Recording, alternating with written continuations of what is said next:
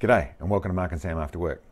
Today I want to do a short video on some basics in the way of the rifleman stuff or precision shooting.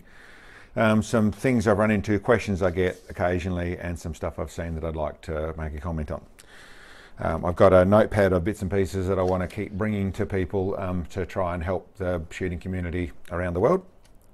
And the first one I want to talk about is Mirage. Now I've done a full video on Mirage and I'll put a link in there so you can go through a little bit of, not a full video, but a little bit of more information, more technical stuff about Mirage and how it works and how to avoid it and all that sort of stuff. But the comment I want to make at the moment is about, I've just recently, well over the last little while, seen some videos where guys are doing 100-yard groups, so they're trying to prove, or 50-yard groups. They're trying to prove rifle accuracy and that sort of stuff. And for anyone who knows group shooting and does that sort of stuff, it's not just a simple process of set up a rifle and shoot it. Some people think it is. There's a bit more involved. The human factor is a pretty big deal, and set up and all that sort of stuff. Lots of things that go into it. But the comment I want to talk about here is Mirage. I've heard a few people talking about how they're trying to shoot a rifle and it's a 40-degree day, or they had a bad Mirage, but the group they shot had some issues with it, and the Mirage comment or the hot day comment is only a side effect of what you get to find out about the day. The group has its own problems, and they largely start looking at what's wrong with the rifle. There's something wrong, that this group's a little erratic. There's some flyers involved, and they come across at least like they don't fully understand what's actually happening. And I think a lot of people don't understand Mirage on that level. And what I want to explain there is that if you have Mirage, it's not a case of if you just got to see through it and then as long as you hold your crosshairs on the target, you're going to hit straight. That isn't how Mirage works. The core, what Mirage is pressure differences in air, and that creates a lens effect that distorts light. So you get blurry image of that same thing, it losing the focus on the image. You also get a moving, you get a shuffling where you can read wind, you can see that wave going through, where you can read your wind. There's places where if you have a properly set up scope, properly set up rifle where it's properly grounded and you can look closely at it, you'll see that your target is moving around in behind your crosshair. If you aren't that stable, you might not necessarily see the movement. It's more just a blurry thing you see, because you're used to the fact that your crosshair's moving around and your presumption is that that's what's happening, your crosshair's moving. The truth of it is that if you have a Mirage, then you have distortion of that image, which means your target is not where the image says it is. And that's the simple truth of what's actually happening. Even though you're seeing something, it's actually in a different place to that. So the truth of it is, to try and group shoot and try and do anything in that sort of level of accuracy, you can't do with the Mirage. Now, there's various ways, like I said, another video where you can go through and get around things, but you have to understand that, and have to understand that it is not a case of the rifle shooting inaccurately, it's a case of that image is moving, so where you think it is a slightly different place to where it actually is. That gets confusing to try and explain that, but Mirage is a big deal. You cannot have a Mirage and shoot the perfect group. I shouldn't say that. If you manage to hold the rifle dead still, ignore the image, and the rifle doesn't move at all and it shoots, then it'll still shoot a group. The bullet will go exactly the same place all the time. The problem is your image from the rifle is going to be moving around in comparison to that. Anyway, I'll stop confusing that. Mirage is a big deal. Consider that when trying to shoot, trying to group shoot and that sort of stuff. You've got to get out of the Mirage before you can do it. Next one I want to talk about is more of a general information. A lot of people around the world will already know this, have already been here. A lot of target shooters and people and hand loaders and guys that have already been there. But there's probably a lot of people that don't. And that is bullet jump and the changes that are happening at bullet jump. Now, bullet jump, I'm talking about the gap, or how far off the lands you set your bullet back. Now, whether that's 0 thou, 10 thou, or 200 thou. So this is a hand loading thing. This is where good ammo comes into being. And I suppose there's a little bit of a history of where it used to be, you know, with Palmer shooters and target shooters and things like that, used to take high efficiency bullets, and they'd end up running even jammed into the lands to 5 thou back, to 10 thou back, to 20 thou back, but very close, and that's where they ran. And they found that with fine tuning it, you could move it to exactly whether it was 5 thou, it was 10 thou, it was 2 thou, or whatever it was, you'd get better groups and they would start to shoot better. And that was really largely out of VLD bullets and bullets with very efficient shapes for flying through the air. But those bullets didn't really go through the jump, as I tend to call it, which is go from the case to the rifle lands in a dead straight fashion. They had issues in how they'd pick that up. So getting to just right place where the bullet met those lands and then kept itself as centered and as straight, and the nicer flow is how it all worked. There's a little bit about pressure and things going on there as well, but getting all that to work as well as it could was very, very specific. And then in the opposite place, in the hunting rounds and things like that, with a normal old soft nose bullet or round nose bullet and that sort of stuff, it really didn't matter. Most factory ammunition is way back. It can be back as far as 5 millimeters away from the lands, and it didn't matter. It was pretty crude. It would just do what it does. And there's a little bit of inaccuracy out of that in some places, and other places it really didn't matter where that sort of bullet lined up. And the reason for that was the shape of those bullets, the ogive or the front curve on those bullets, really centered itself a lot easier, and it didn't really affect that bullet too much in how accurate it was. Another piece of information, in the early days, in the likes of the Weatherby Magnum rounds and things like that, one of the features that all gunsmiths know about those is they had a lot more throat area. They had more like the 1 millimeter, 1.5, 2 millimeters, or the 30 thou and 60 thou of jump for the bullet to go across. And what Weatherby was up to was, by allowing more jump, it actually let them run more pressure, or more powder, I should say, get more speed without running into too much pressure, by letting the bullet go further before it went into the lance. I'll quickly touch on that. What that's actually doing is it's letting the rifle get more speed, which means it then has more inertia to start on the lance, which means that it doesn't create the same pressure point as the bullet starts to go into the lance. So those are all features. Those magnums, the Weatherby magnums, were known for great speed, not necessarily for great accuracy, a little bit because of that reason, and a little bit of the style of bullet that was being used and all that sort of stuff. Step forward, in that case, 100 years, even for us, even in the last 10 years, things have changed. And what's actually changed is both the design of the VLD bullets has moved a little bit, but really it's the hybrid bullet that has really changed things. And there's lots of other details, but the main thing about the hybrid bullet, the main thing that it's actually doing, is it has a VLD secant, or the front of the bullet, the main working area for traveling through the air, is shaped for very high efficient flow. But the last bit, there's another curve that comes back, which is actually the ogive, where it actually picks up on the lands, is designed in a fashion to do that job very well. Which means it's nowhere near as pedantic about needing the exactly right place to get into the lands. It can run a lot further back, and it'll still engage properly. And it'll still center, and it'll still shoot really well. And that's the core design of the hybrid bullet. Now, what does that mean? What does that do for us?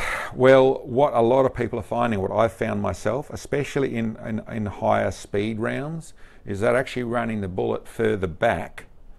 In my case, it was the first place I really banged into it pretty aggressively, was just the 140 grain projectile, both in Nosler and in Berger, and 150 grain in Sierra Match King in my 6.5 SAWM. It's a gap SAWM, so it's a slightly improved short action ultra magnum case. Was that when I actually pulled that bullet right back, I came back as far as 70 thou with exactly the same powder loads. I came right back down to my pressure. I got to a point where I was running a tiny bit too much pressure when I was up at 10 thou jump. I pulled it right back. I was actually pulling it back for working out magazine sizes and all that sort of stuff. Pulled it right back 70 thou from the lands. My pressure came right down, and accuracy stayed up. In actual fact, I haven't gone and tested any further, but the little indication I got is that accuracy improved. The group closed up when that actually happened. There'll be a sound reason for that. Once you're at the edge of pressure, you get to the place where you start to get pressure spikes, which can cause movements in your extreme spread. So your speed starts to vary because you're getting pressure spikes.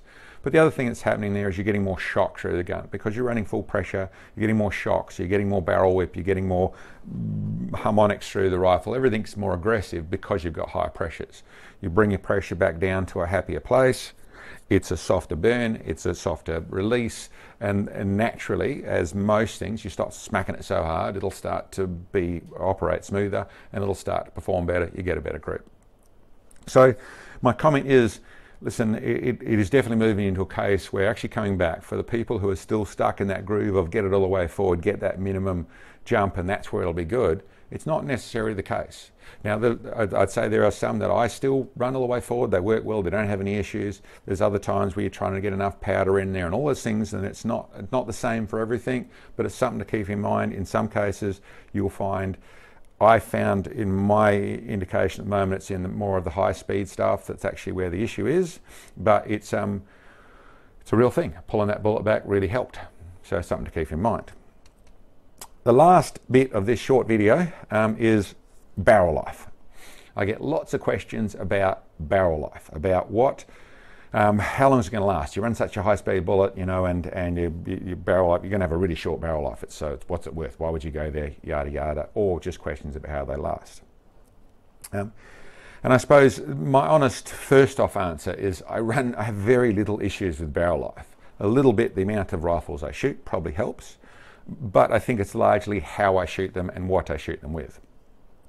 Now, the core of barrel life, what wears out barrels, is two main features. One is the main thing we're concerned about is the explosion of hot gases and materials that are burning through the middle there and burn out the center of the barrel. And that is the fundamental thing that is wearing a barrel. The next fundamental thing that's wearing the barrel is the way they're maintained. What happens to them? What damage happens to them when people are cleaning them or not maintaining them, or be it rust, or be it bad cleaning rods, or be it just shoved upside down in a cupboard door, all that sort of stuff. Damage to them like that probably does as much real barrel wear as anything, so good maintenance helps with that. And then the erosion type of thing that we're talking about, the thousands of degrees of temperature and things we've got to deal with. Listen, that's, I suppose, that moves into a couple of things. One is running little bullets as fast as you can get them, so more hunting rounds and pushing them as fast as you can, is far more inclined to cause wear, because, and the simple thing is, the faster everything happens, the higher speed everything is, the more erosion that's happening. So a little bit, probably the place I'm a little bit insulated from it, as much as I'm running high, normally as close to as high pressures as I can, without going too high. I tend to be running the heaviest bullet I can run in there, so I've slowed everything down. And I tend to be running a slower burning powder for that reason as well. So there's probably a little bit of help on that side of things. But there's another couple of key ingredients that I think are involved. One is rate of fire. And it's not what people think it is. Some people go to where the barrel feels hot, they've got warmth in it, and they're concerned about that. The warmth that you can touch is not the wearing part of the barrel, not by any means. It's the rapid fire where the thousands of degrees only get to cool to hundreds of degrees, and it's going again rapidly. So the bang, bang, bang, bang sort of thing, running a magazine and firing at that rate, is definitely far more aggressive than putting just another 20 seconds between each one of those shots. So the likes of ELR shooting, I'm waiting for the bullet to land, I'm loading, I tend to be single feeding, it slows me down a little bit, so that's one of the things that probably insulates me. Another detail that is very relevant is the run-in procedure. That can really help things. Now, a couple of things. The run-in, the basics of what I do in a run-in side of things is I shoot around, I clean it. So I clean it to start off with, I should say. Then I shoot around, then I run a patch through it, and I just give it a little clean. It just tells me what happened on that first run. If there's anything weird or anything straight away, I can see it. And then I'll tend to do that. Then I grow, whether it's do that and then shoot 10 rounds and then clean it, or it's shoot another round and clean it. Depends on what it tells me. If there's a lot of carbon, then I'll do another one and do it again and see what it looks like. If there's only a little bit, then I'll do, or next to nothing, then I might do, depending on the caliber, whether it's 2 or it's 5 or it's 10, and I'll just keep going. But the main thing I do, and especially with barrels that are running higher speeds, is that I actually run a slower round to start off with. So generally there's a bit of discovery, what this is going to shoot like, what it is.